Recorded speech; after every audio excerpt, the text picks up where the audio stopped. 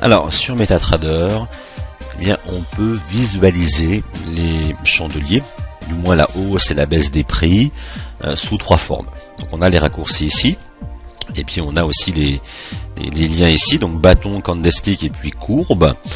Donc ici, eh bien, ce sont les chandeliers, donc les candlesticks, les chandeliers japonais, donc qui sont ici. Donc nous avons bien l'ouverture et la fermeture. L'ouverture ici, la fermeture en bas, et nous avons les plus bas et les plus hauts. C'est-à-dire que quand on ouvre sur un chandelier, par exemple ici, il a ouvert, donc là on est sur une unité de temps de jour, donc un grand chandelier comme celui-ci, mais il dure un jour. Tous les chandeliers durent un jour ici. D'accord, si on veut changer, il suffit de mettre en 4 heures. Là, maintenant il dure 4 heures. Et bien simplement, quand on voit un chandelier noir, eh bien on sait que la fermeture s'est faite en bas. Donc l'ouverture s'est faite en haut. Quand on voit un chandelier, par exemple, bon là j'ai changé les couleurs, mais un chandelier orange ou vert, eh bien on sait que l'ouverture s'est faite en bas. Et en l'occurrence, par exemple celui-ci, cette grande chandelle là, on peut penser que le chandelier donc a ouvert donc à minuit, il est monté un peu, et ensuite il est revenu repasser son point d'ouverture, et ensuite il est reparti à la baisse jusqu'ici, au plus bas, il est remonté un petit peu clôturé.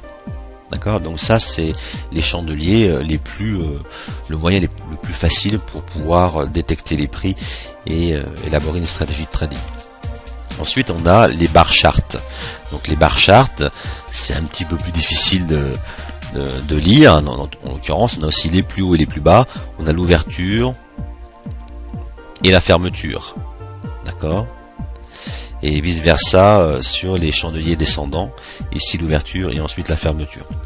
Et pour terminer, nous avons la courbe. Alors la courbe, eh bien, elle fonctionne avec les clôtures, c'est-à-dire que elle ne va pas afficher les plus hauts ni les plus bas, ça va être simplement les clôtures de chandelier. Donc là on voit très bien que sur une courbe qui monte, eh bien à chaque fois on a les clôtures qui s'établissent de plus en plus haut. Et ensuite, eh bien, les clôtures s'établissent de plus en plus bas. Tout simplement. Là, on voit très bien qu'ici, les clôtures de chandelier, eh bien, les clôtures elles se font ici, donc de plus en plus bas. Et ici, de plus en plus haut. Donc la courbe, elle nous montre simplement les clôtures. Donc moi, je vous conseille de vous mettre sur du chandelier japonais. C'est quand même beaucoup plus facile pour pouvoir appréhender les prix.